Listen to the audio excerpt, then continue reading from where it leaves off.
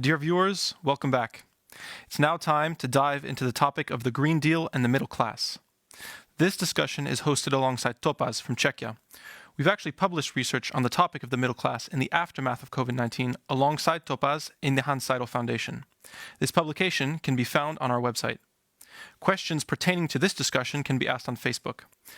I'd now like to introduce our moderator, Marek Polak, the representative of the delegation of Prague to the EU, who is with us in the studio.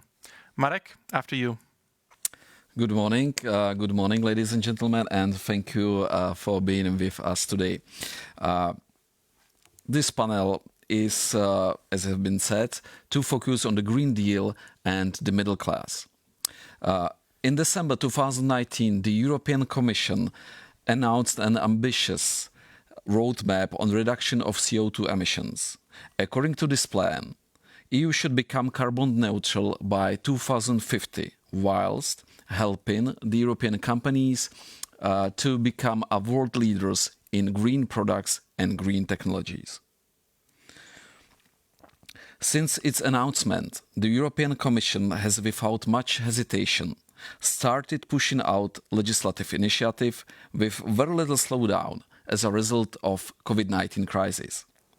Communication, roadmaps and proposals today have covered issues such as sustainable finance, circular economy, transport, state aid, forestry and food. In March last year, the EU published its draft European climate law, which enacts a legally binding commitment to net zero carbon emissions in the EU by 2050. The measures are expected to require investments of €1 trillion to be funded under a new Sustainable European Investment Plan, which will draw in part from the InvestEU Fund and from the European Investment Bank, as well as private investments. As we can see, this is quite a hefty price, and the question, of course, is who will pay it at the end of the day. In this particular panel, we will discuss what could be the impact of the EU's Green Deal on the middle class, and what centre and centre-right political parties could do better to communicate the Green Deal to the middle class. I have two experts with me today, Thibault Muzurgis, Europe Program Director at the International Republican Institute based in Rome. Thibault has recently published a book, Great Class Shift: How New Social Class Structures are Defining Western Policies. Good morning, Thibault. And the second speaker of the panel is Ondřej Schneider, leading Czech economist with profound experiences from the academic sector and private sector too. Ondřej has been associated professor at Charles University in Prague and has experiences from the Institute of International Finance in Washington, D.C. Good morning, gentlemen, and thank you for being here with us today. Thibault. Morning. Good morning. Thibault, perhaps I would start with you. I mean, my question is, how do we ensure that the European middle class will accept the Green Deal and the environmental policies, though they are at least partly going against their economic interest? How shall EPP and the other central and central-right political parties communicate those policies to the conservative middle class? Thanks, and thank you. Thanks for this question, and thank you for having me.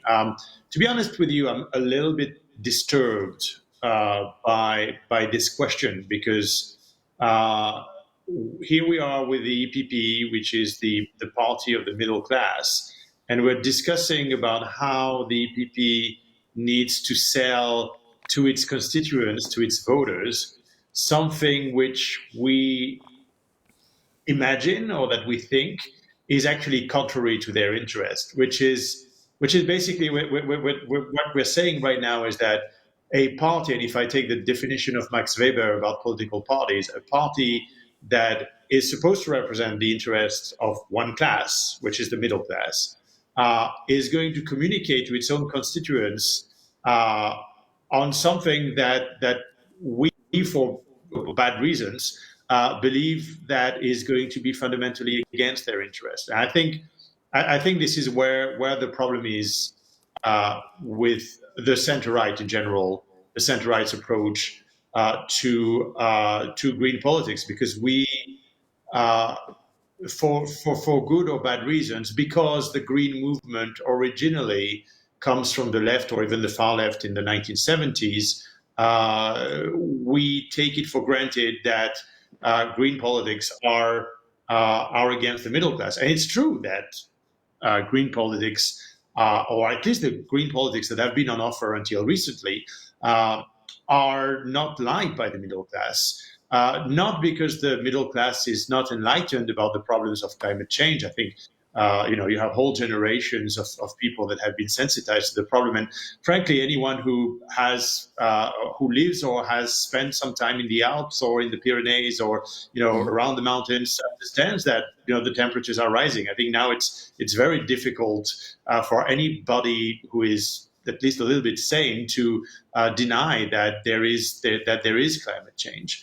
The question is, the problem is that the green policies until very recently, or I would say even until now, have been designed by and for the benefit of a few people who live in the city centers, what I call the creative class. And those people have set the agenda, and it's an agenda that is fundamentally against the interests of the middle class. Basically, this agenda makes it so that all the positive aspects of neutral carbon policies are concentrated in the city centers, so that there is less pollution, they have more green spaces, etc., etc. And the costs are to be borne by the middle class, because the middle class are the ones who need cars. They live in suburbia, so they need cars for pretty much everything. That every time they move, they need the car, and they need cars to go to the city center, right? Where now they have to pay a special tax very often to even get in these city centers and to have access to consumption goods and culture and all that kind of stuff. So I think that the problem fundamentally is that there needs to be, and it's great that we have this discussion, right? Because there needs to be a stake for the middle class to support environmental policies. So, in other words, it's not only people in the city centers who should benefit from Green Deal policies. It's also people who live outside, in suburbia, in the rural areas where the EPP voters are, right? So, I always take the example of Eastern Austria, where in northern Burgenland and lower Austria, those parts near the Slovak borders, where windmills have been, huge windmill parks have been put in place. And I can tell you that the people who own the lands there, who are working the land, who are natural, I would say, without pay voters, these people, they're not against these policies. They're not against the windmills, because the Austrian government subsidizes these windmills, and they're not subsidizing not only the industries that make the windmills, but they're subsidizing the agriculture workers that are working on the land. They are making, they are giving them payment so that they can use their lands to produce this energy. And I think this approach is an approach that gives a buy-in for the middle class. When you give big subsidies for people to change their cars, to go into a green car, an electric car, as I hope will be the case with a Green New Deal, then that has an impact on the middle class. But it has to be real, right? If you give just a few hundred euros on a hybrid, if you give out a few hundred euros on a hybrid vehicle that costs 10,000 euros more than the original, then people people in the middle class don't need to be enlightened. Most of them have degrees. They are educated. They know what they're doing. What they want to make sure is that a Green Deal doesn't go against their interest. I think that's the role of the EPP, to defend them and to make sure that this Green Deal is something that is made not only for people in the city centers, but also for people in the outside the city centers who want to who care about the environment, but they want to make sure that any environmental policy is not made against their interests. Thank you. So. Basically, you believe that the EPP and the other central and central right political parties should kind of curve the environmental policies into benefits of their voters, of their political groups, and given that example of the windmills in the eastern Austria, is there and as well the example of the e-mobility, is there perhaps any other policy you might think of that should be promoted by EPP and its political parties or its political peers that would kind of catch up the interest of the European middle class?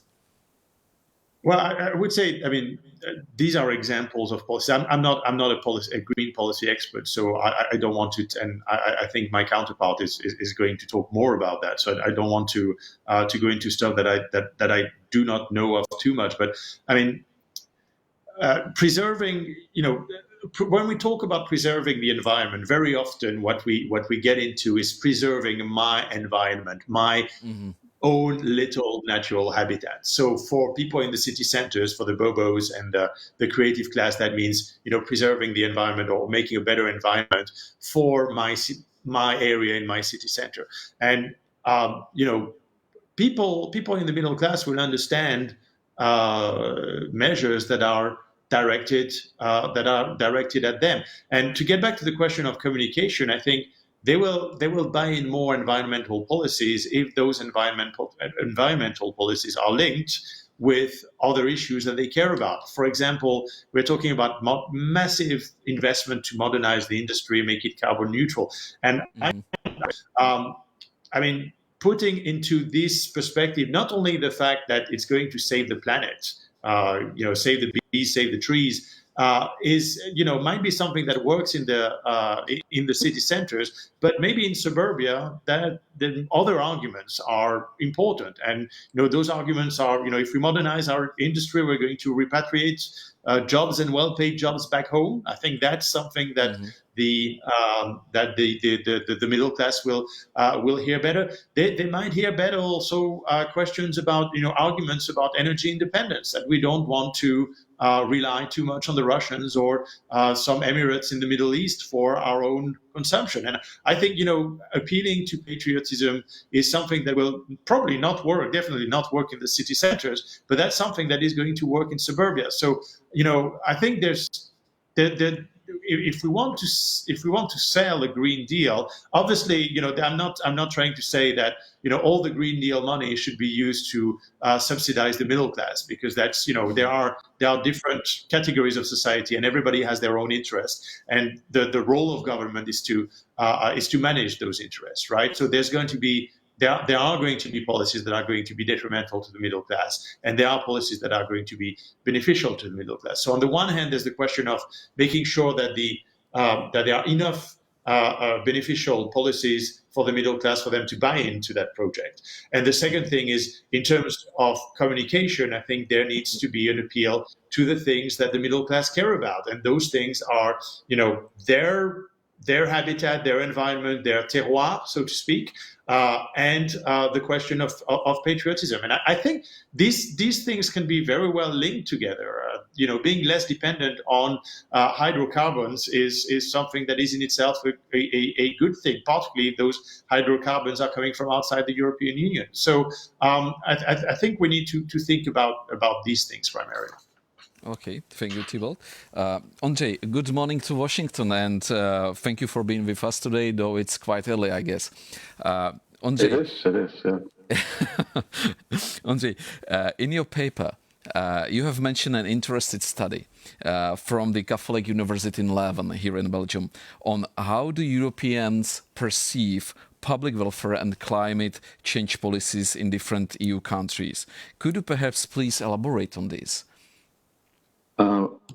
Okay, I will. Thank you first for inviting me to this event. I do appreciate it, even though it's really early here in Washington, but I think it's an interesting, and I do appreciate your invitation.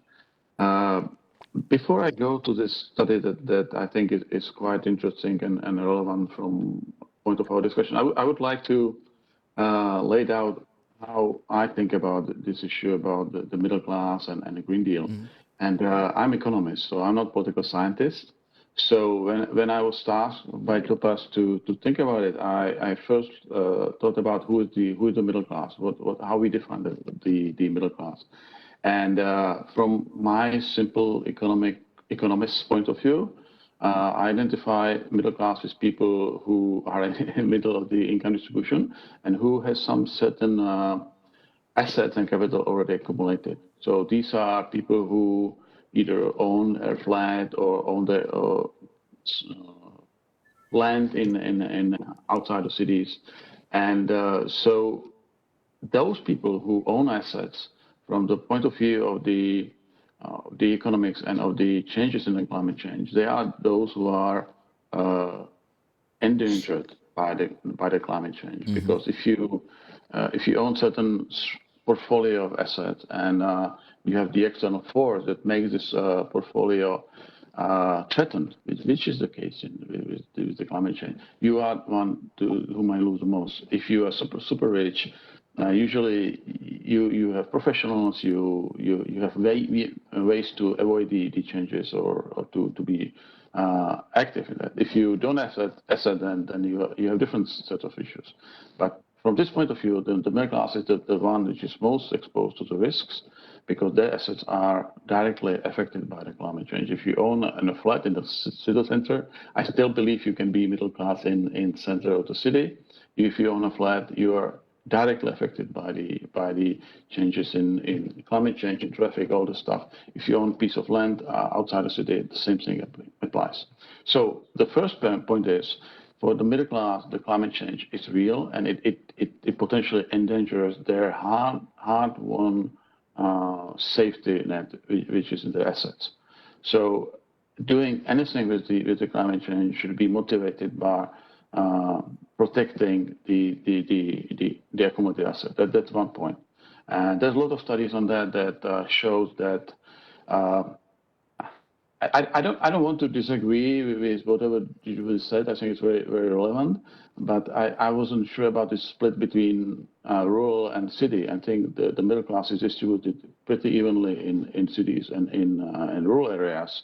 And there's plenty of studies that show that the middle class, exactly in the cities, is the one that is most exposed. So I think if the policies are targeted toward cities and people living in cities, it's no bad thing. That's where the most people live. That's where most of the political power of the PPP comes from anyway. So I wouldn't draw the distinction between the rural and cities. So that's one point. Okay.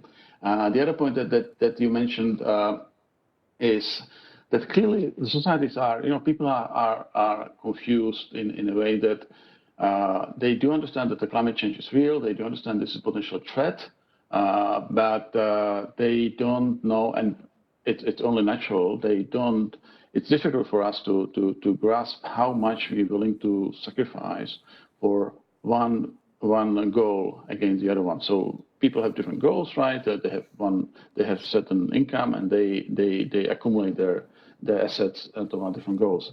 And the climate change is difficult because it's slow moving. Well, it's accelerating, but still relatively slow moving. So nothing can be decision by 1 month. So for people, if you ask them whether they perceive the climate change as a threat, they say yes, of course. But if you ask them what you're going to do with that, it's a different issue. So most people try to avoid this or postpone these costs. And the study that you referred to shows a split, I think illustrates the split very nicely, that actually allocates people to 4 different groups that are almost equally represented in most European countries, not all, but in most European countries. You've got people who who do anything for the environment, no matter what the costs are. You've got people who value environment, but at the same time they're worried about the social and inequality issues. So they would distribute the sources accordingly. Then you got people who are mostly affected by or interested in the social progress and so whatever we call it, social protection. And environment for them is a secondary goal. And then you got people who simply ignore the environment change, and they don't believe it, they say it's or fake news, so they don't care. And then the interesting thing is that these groups are almost equally represented in most countries. There are differences among European countries, of course. You've got Scandinavians, you've got Germans who are more on this pro-environmental scale. You've got East Europeans that are mostly on this pro-welfare or pro-growth scale. But the differences are not all that great. What is maybe worrying is that in some countries, and Czechia, which is still my country, is one of them, there seems to be little middle ground that either you are pro-environment or you're against environmental policies. And so the society seems to be on a fork that either you do a lot of stuff for the environment or you are for no changes. And in such an environment, it's difficult to design a policy that will satisfy more people. And that's where I got to the second part of the presentation, where I thought that we can scare people, right? We can. I think most environmental groups do that they show the negative consequences of the climate change, and they explain people that if things continue as they are, the situation will get worse, and I don't know what will happen. Amsterdam will vanish in the sea or something. I think it's a very powerful motivation, but it's slow moving. The other thing is to show people that actually these Green Deal policies can help them in their daily life. And that's something that you mentioned in previous discussion as well. So give people something that they can touch and that they find useful, because they are, as I illustrated on the study, most people do understand that there's changing climate change. There are only few that deny it completely. So if we can have a policy that will be good for environment and we could demonstrate how they help the people immediately. That's something that is very much beneficial. And e-mobility is one of these examples. So I do for the World Bank. So World Bank is kind of strange institution in a way that it has it's a great idea that we try to introduce everywhere. But I think e-mobility is one of the things that actually is potentially a game changer in a way that it reduces the environmental impact of transport, which is the major source of pollution. At the same time, it brings about the changes in policies that make the differences between cities and rural areas that you alluded to in the previous discussion less urgent or less visible. And so I think we should be pursuing both strains of the policies. Realize that there are costs. Make sure that people understand that if we don't do anything, the environmental costs will increase and will affect middle class foremost, because the middle class is the first one who will get the hit. On the other hand, have policies that help them to move on the next stage and that will combine environmental and economic benefits. And I think, luckily, one of these is e-mobility that could be introduced or accelerated in most of the European countries. Okay, Ondřej, thank you, gentlemen. Thank you for your introductory statements. And now perhaps we have questions from the audience. Indeed, Marek, we do. The first question is, how can we ensure that middle-class families don't end up paying most of the costs associated with combating climate change? The second question is, how can the European Green Deal be consolidated with the EU's COVID-19 recovery plan? Okay, perhaps Thibault, could you address the first question, on how the European families, or how we can make sure that the European middle-class families are not bearing the majority of the cost that is related to the environmental policies and the European Green Deal? So, well, I mean, there are two ways in which there are two ways in which you pay for for environmental policies. One is direct taxation that is linked to it, and that's the example is the carbon tax. I think we've seen in my country, in France, that this basically, if you want to have a revolt against the establishment, this is the best way to go for it. The carbon tax was tried by three separate governments. Nicolas Sarkozy in 2009 tried to implement it. Sorry, 2009-10. François Hollande, and there was a massive defeat at the end of the road for him in the regional elections that ensued. François Hollande tried to put it in place in 2014 and had to go back after basically the start of a revolt in Brittany. And then Emmanuel Macron tried exactly the same thing and had to back down because of the yellow vest protest, which was, by the way, not a middle class protest, but there was a clear possibility at the beginning that the middle class could actually support the protest. So I think this policy is clearly a failure and should be abandoned because of the costs, the social costs that there is to it. And the question is, you incentivize people, but then the question is always who ends up paying the bill. And the middle class knows very well that usually it's the one that ends up paying the bill, because the higher classes can always go to another country, or at least that's what we've been accustomed to hearing over the past years before COVID. Now after COVID, there may be a change, and obviously the lower classes are not to be not to be taxed too much. So very often what happened was that the middle class was, and you could see that in focus groups as well as in polls, had the impression that it was the one that it would be always paying the bill. So what about we make sure that it is the companies, or that there is a large movement across the West? And that means, when I talk about the West, it's the transatlantic West, North America and Europe, in which basically certain levels of taxation for a certain number of citizens who are very rich is made. How do we harmonize taxation for companies? I think these are the real questions. We here where we move away from environmental politics, we move more into fiscal politics. But these are definitely the questions that we need to ask ourselves. Okay, thank you, Thibault. Maybe, Ondřej, could you please elaborate on the same question? Because I know that you are the economist, you are really looking at the public finances.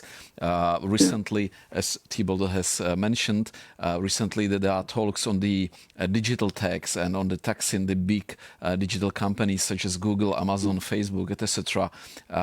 And you personally right now based in the United States, and all these companies are in the United States, or are they American? So what would be your perspective to such a question?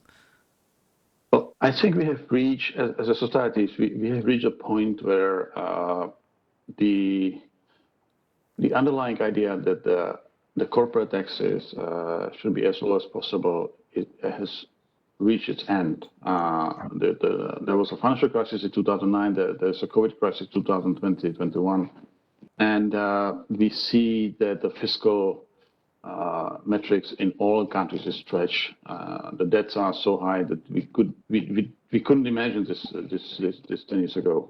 So there's a change in paradigm. Whether this will lead to a better outcome or worse, I'm not sure yet. But what's happening right now is that there's a definite move of changes in taxes that will mean higher taxes for corporations and maybe even for rich individuals. I think individual taxes are more difficult because individuals are more, I would say, skilled and flexible in adjusting their tax base. So that's one thing. It's happening. It will happen. I think there's no question about it. It will happen. The question is more to what extent and how much it will change the fiscal the outcome. The other thing now it slipped my mind. The original question was more about who's going to pay for the Green Deal, and I'm afraid that the middle class will end up paying most of it, because that's the definition of the middle class, right? They're in the middle of income distribution, so they are majority of the people in advanced economies. So there's nobody else who would be able to pay for that. Of course, the rich will pay a little more, as we just explained. There are changes in corporate taxes, but don't forget that most of the corporations are owned by not by rich people, but they are owned by the middle classes through their pension systems, through their insurance companies. So at the end of the day, there are not many other people than the middle class who will end up paying for that. But then again, we go back to my original point. So if we accept that the climate change is happening, if we understand fully the consequences of the climate change, that it is a major threat for welfare and income and stability of middle classes, then we are better positioned accepting the cost of the changing policies. So I hear what Thibault is saying about the energy taxes in the carbon taxes in France. And as economists, I just feel incredibly sad, because the carbon tax is the most proper policy to address the issue. So we have to learn to pay for pollution, and a carbon tax is the most efficient way to do this. And I understand it was very clearly illustrated that it failed several times. My only remaining question is whether France is really the place where these things should be tested, whether these things should not be tested in some more, I hope to put it, some more orderly countries that are more willing to accept these things. Like, why don't we start in, I don't know, in Germany or in some other countries? Why we need to start these things in France? And we hate it. We know they hate it. But that goes beyond my expertise, and of course, and as an economist, I just cannot be then said observing that the carbon tax is probably dead in France. But maybe other countries can try it. Yeah, well, I guess this was the decision of the sovereign French government and French political elite. So difficult to comment on this. Out of the discussion we have, I still have an impression that the middle class perceive the Green Deal and the environmental policies as a threat. And somehow I'm thinking how to perhaps turn it around, so they see it as an opportunity, because perhaps, of course, part of the jobs will be lost. For example, I'm thinking of the minor workers in the ex-Eastern Germany, but most probably only a small part of them vote for the EPP or for the CDU-CSU.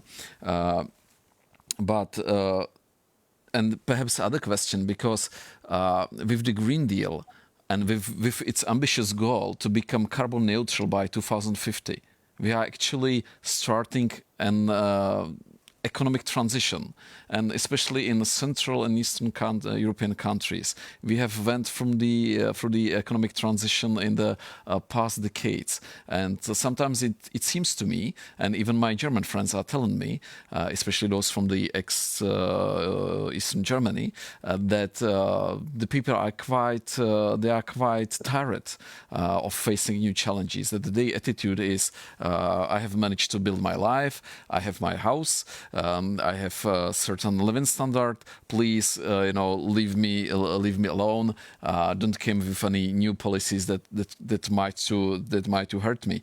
And what is coming to my mind is what the countries, what the states should do in order somehow. I wouldn't say subsidize, or perhaps even subsidize, in order to assure them that those policies will not going to be against their interest, that actually there is a great deal of chance that with this economic transition they might to move up in the societal ladder, that they might be able to acquire new jobs, better paid jobs, and So my question would be perhaps to both of you: what the national governments should do in order how and to which extent to subsidize those policies, those environmental policies, especially in the current times when many countries are in significant debts because of the Corona and COVID-19 crisis, because we face as well increasing pressure on the pension system through the aging population. Is there any I would say politically acceptable way out of this? Thibault? Well, I mean, there are choices to be made, right? It's, governing is about making choices. You can't have two things at the same time. So there will be some, some choices that will need to be made. Where do you put your priorities? And whatever money goes into the environment will be taken from another pot of money, except if we go into an exceptional period of growth after COVID, which seems to not be the case compared to the Americans. We are really it seems that we're going to lag behind in terms of growth numbers. So yes, there's going to be changes. The question is, either we make it beneficial. How do we make the transition beneficial to a sufficient number of people so that you can have a majority that is in support of the policy? If not, then we're going to live all over again the 2010s, where you will have more and more people who will join protest parties, and they will take the environmental policies as a punching bag for how the elites are disconnected from the masses. And I have to say, I completely reject what I've just heard about, let's try in another more orderly country. I will pass on the on the nature of these comments. I think we've seen in the Netherlands in January that orderly or not orderly countries, when policies that can be good on paper are unpopular, they are unpopular. And when politicians are making policies that are unpopular, they need to change their policies. They need to reform their people. So I think we really need, if we are to succeed with this Green Deal, we really need to think it more so that people have a buy-in, because otherwise it's going to be the 2010s all over again. And now we have a sufficient number of populists in power or near power. If we screw things up again, then the future is definitely not going to be green for Europe. It will more likely be dark or brown. Okay, thank you. Andrzej would like to react and as well perhaps to add something. Yeah, I have to. Well, I need to apologize for my comment. Take it as a comment from economists. I'm not a politician, so I do apologize if I said something that no need to apologize. No need to apologize. Sorry that my reaction was a bit strong, but no need to apologize. No, that's fine. That's fine. That's totally fine. And I think I understand your point. I understand your point that we just cannot go and try the policies in this country and that country and that country, and just hope that it will turn out fine. I understand this point about the dynamics about unpopular policies and a rise in populist political parties, and I am worried as well as you are. So this is no question about it. But my comment was more about the nature of the economics behind it, because we are discussing about how we can fashion policies that will be both supportive of the middle class and be environmentally friendly. And from if I have these two policies, the carbon tax is clearly the winner. And I see it fails again and again. And there's a kind of frustration on the side of economists why we cannot have the policy that is clearly the good instrument for this set of policies. So that was my comment. And of course, maybe I was biasing the different interaction, which I apologize for. Okay. Theo, maybe there are some other questions from the audience?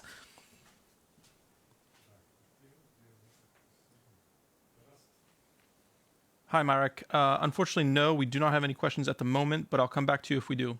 Okay, thank you. And on Ondřej, perhaps one thing, because I mean you are from the Czech Republic, I'm from the Czech Republic, and as I have stated before, the Czech Republic is doing relatively well economically. Well, we have kind of quick in terms of depths. We are not going the right direction right now, but a part of the Czech Republic, the entire Central and Eastern Europe went through the economic transition in the past periods, in the past decades, which have had a social social price that had to be paid by the inhabitants, by the people, and simply in terms of our wider region, my concerns are that these policies will not be pursued or taken or accepted quite well by the society. So, would you have anything to add on this?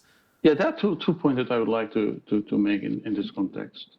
You're right that not only Czech Republic but also other countries in Central and Eastern Europe, they seem to be the opinion seems to be splitting in more extreme direction than in Western Europe. So either you are pro environmental changes or you're against, and there doesn't seem to be much of the middle ground for discussion in these countries, which is regrettable. And I think it's a result of the wider society changes that there's less agreement on anything in these countries, and the environment is just one of the examples of this. So that's something that I don't have any good answer how this could be addressed. I perceive it as as a problem, as an increasing problem. I don't know how to deal with that. The second thing is, and which is I think interesting, is that these countries in the last 30 years have seen probably the most successful period in their recent history. Okay, so this is I'm working on a set of emerging economies all across the world.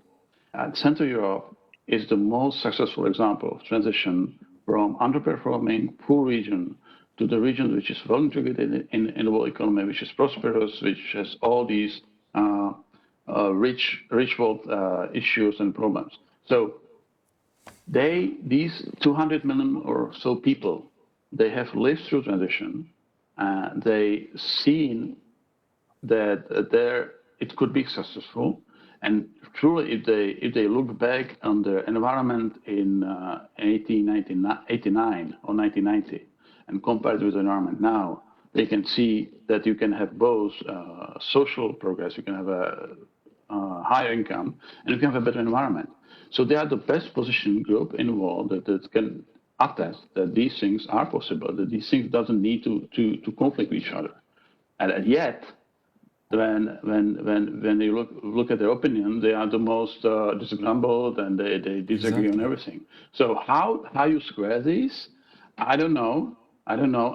It's puzzling me, and I'm not a political scientist, so I've been puzzled in the last 10 years more often than not. When I see that again, there's some movement in Poland or in Hungary or in Czech Republic, and people stand up and say that everything is bad and the transition is just disaster. It's not true.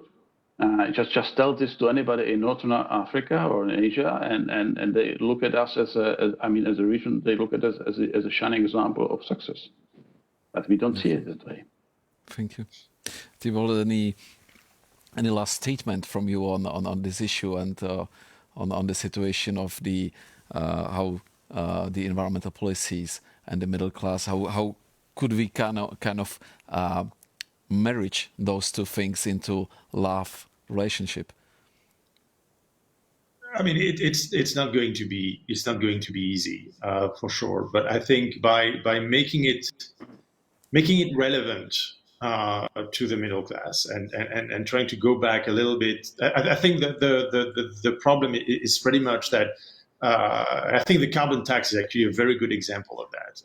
It's something that was designed by people like us. And I put myself in the lot with Andre as a, I'm not an economist, but as a person in his ivory tower, who earns good amount of money, can afford living in the city center.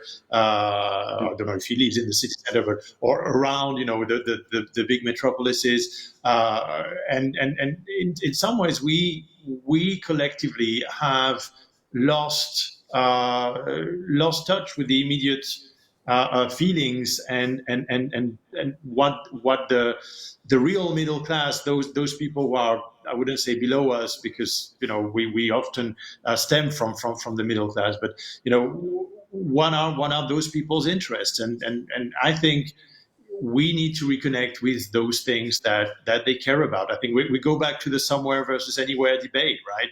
People like us are pretty much disconnected from being near to a territory, being stuck in the right way to a territory. And this sort of marrying. I heard David Goodhart a few months ago talk about this, sort of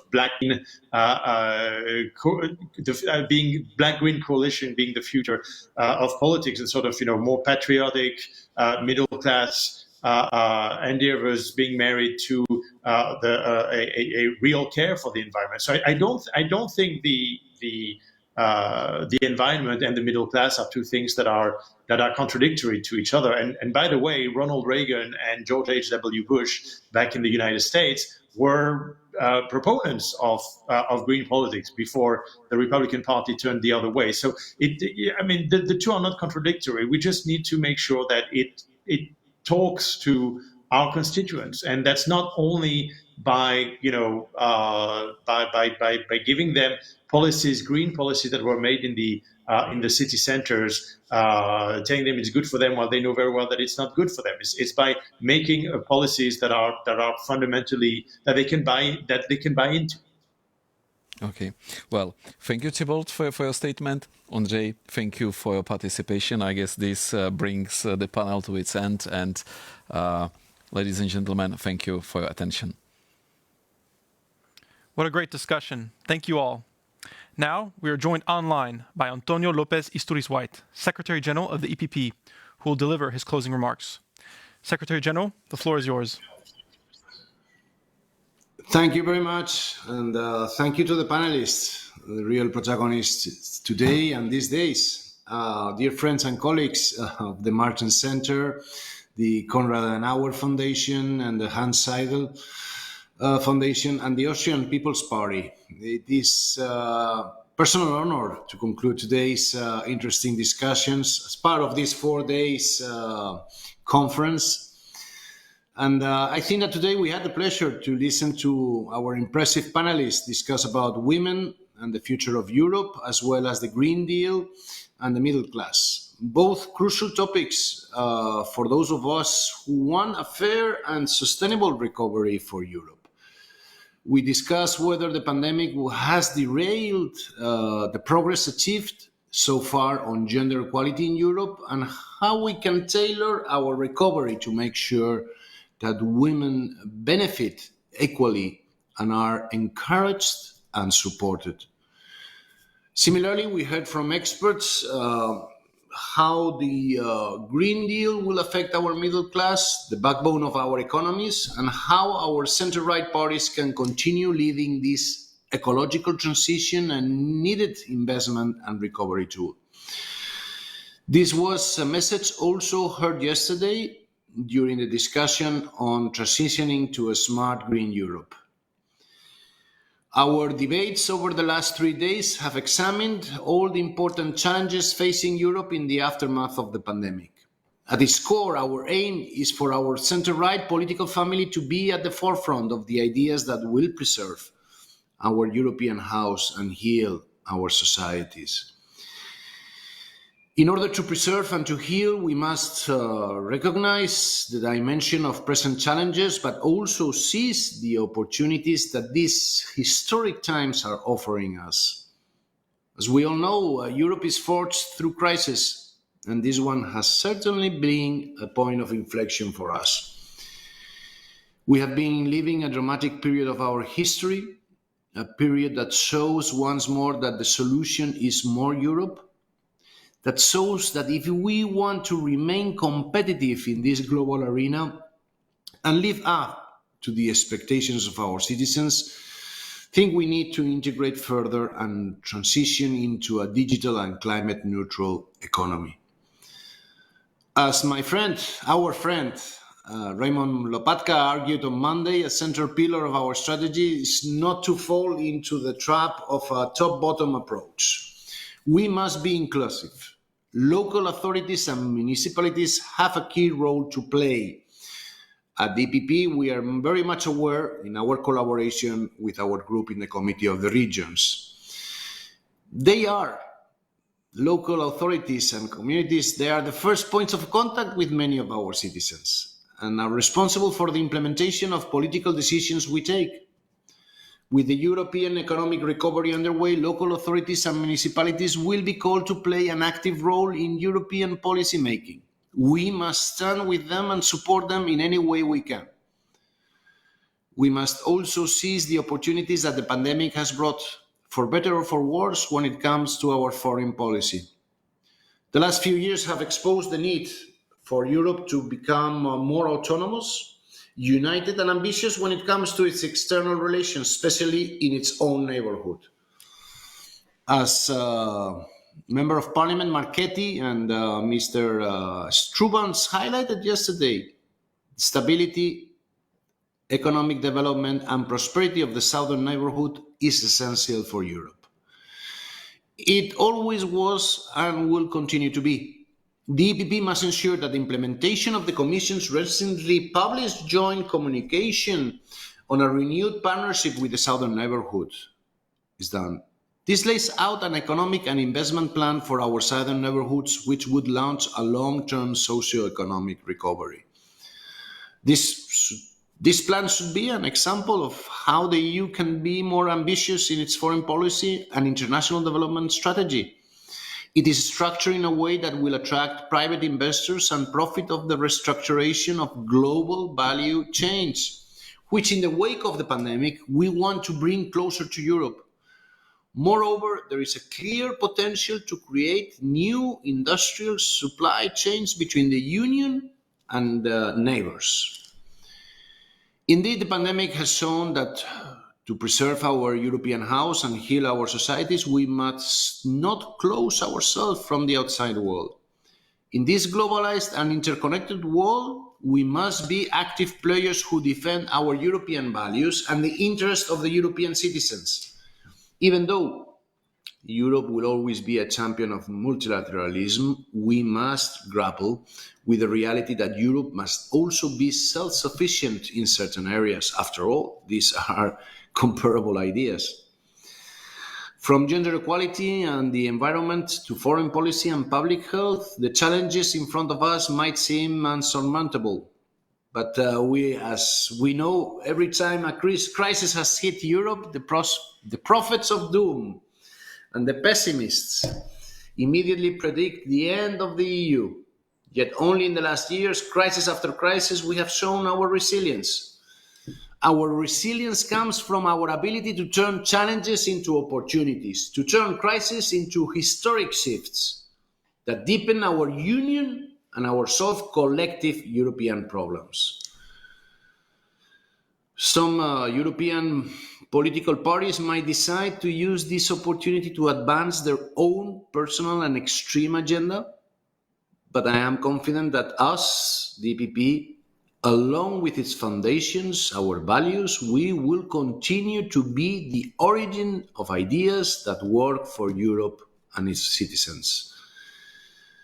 For that, I would like to thank, in the name of the EPP, give my thanks to the Martin Center, to its fantastic team that are developing these days of discussion and debate that I think is of great interest for our future Congress to be held in November in Rotterdam, and that we together, the Martin Center, the EPP, our parliamentary groups in the Committee of the Regions, in the European Parliament, in the Council of Europe, NATO, you name it, that we all work together to give the sensible, responsible solutions to the challenges that many of you have pointed out in these days. Thank you. And again, I wish you an excellent continuation of this outstanding conference. Thank you very much. Thank you, Secretary General. And so, day 3 comes to an end. Follow us on social media so you don't miss any of our content, and join us tomorrow from 10:30 to 12:45 for the 2 final panels of this year's edition of Net at Work. We'll be discussing EU public health policy and the important but often forgotten topic of food security. Until then, take care and enjoy the rest of your day. Thank you for joining us.